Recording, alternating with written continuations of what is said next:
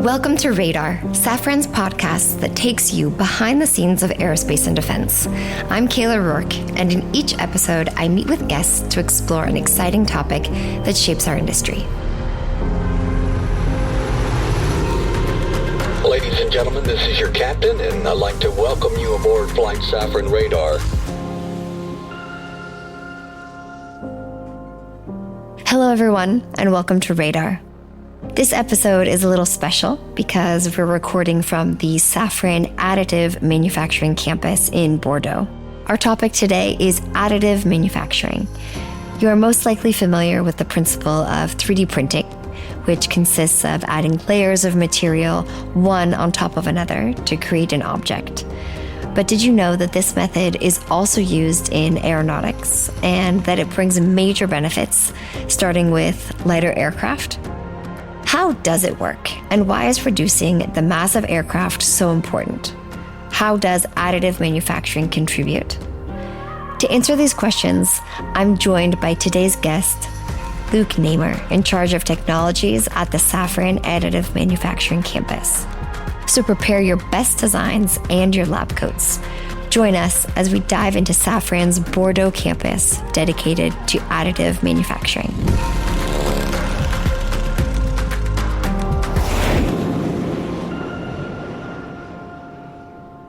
Hello, Luc. Hello. Thanks for welcoming us here at the Safran Additive Manufacturing Campus, just outside Bordeaux. What exactly is this campus? And more importantly, what is its specialty in additive manufacturing, which will be at the center of our discussion today?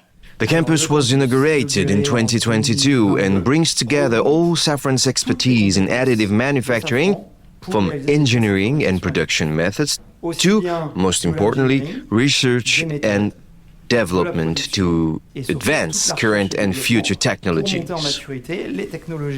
The campus is designed to be the group's industrial center of excellence in this field and the hub of all Safran's products that use additive technologies.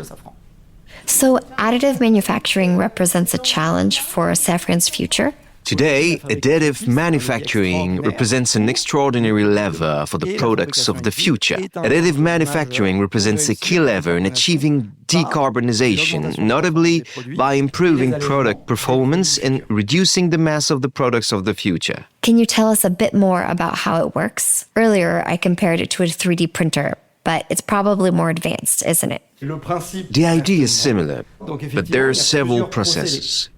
Here in Bordeaux, we mainly work with powder bed fusion. We build a part layer by layer, we spread a powder, then a laser welds the grain together until a solid 3D part is formed. For our listeners who can't see, we have some parts with us. The powder has completely disappeared. They've turned out as really nice parts that look just like any other part, at least to the untrained eye. From a distance, they look just like another part. The goal with additive manufacturing is to introduce complexity and innovation. And today, if we look more closely, we can see parts that are more intricately designed, more refined, especially compared to conventional parts. In casting, there are minimum thicknesses that need to be respected. Today, thanks to additive manufacturing, we are no longer restricted by these minimum thicknesses and can therefore go thinner and reduce mass. Mass reduction is one of the key challenges of additive manufacturing. Are there others? The main challenges in additive manufacturing are overall performance gains, mass reduction, and enhancing performance. Beyond that, it's also about being able to produce and certify parts that will actually fly in our customers' aircraft. It's absolutely essential to demonstrate mastery of the different processes to ensure complete flight safety. There's also the issue of sovereignty. We want industrial players to say, I no longer need to source molds and highly complex intermediate parts. I only need the powder, and with my additive manufacturing machines, I can create any shape on demand. Another big advantage of additive manufacturing is being able to move more quickly into testing.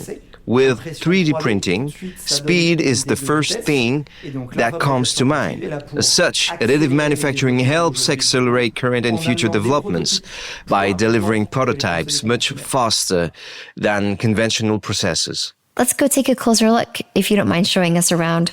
Luc, could you tell us a bit about where we're headed? So, the Safran Additive Manufacturing Campus is divided into several areas. One part is dedicated to additive manufacturing, with protections in place for HSE. HSE refers to everything related to safety? That's right, health, safety, and environment. And now we are in the post-additive manufacturing workshop, where the parts are cut from their build plates, prepared, cleaned, inspected, and given final approval before being delivered as individual components. We've arrived at the first stop on our tour. In front of us is a curious-looking part. You can clearly see the fine layers it's made of. What is this part?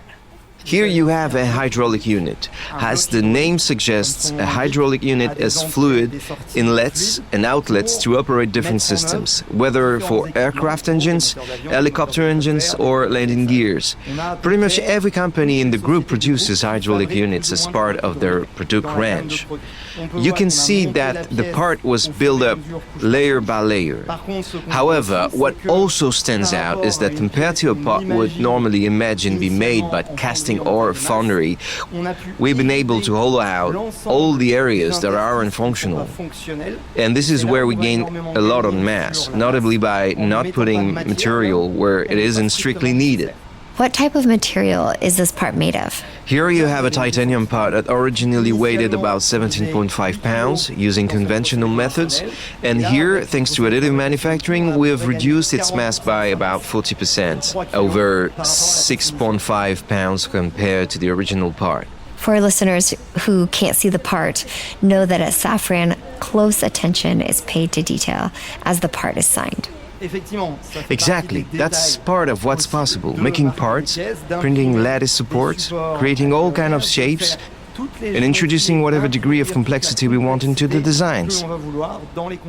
Earlier you mentioned hydraulic units. Are there other types of parts that can have their mass reduced thanks to additive manufacturing? As I mentioned earlier, today we work with almost every company in the group.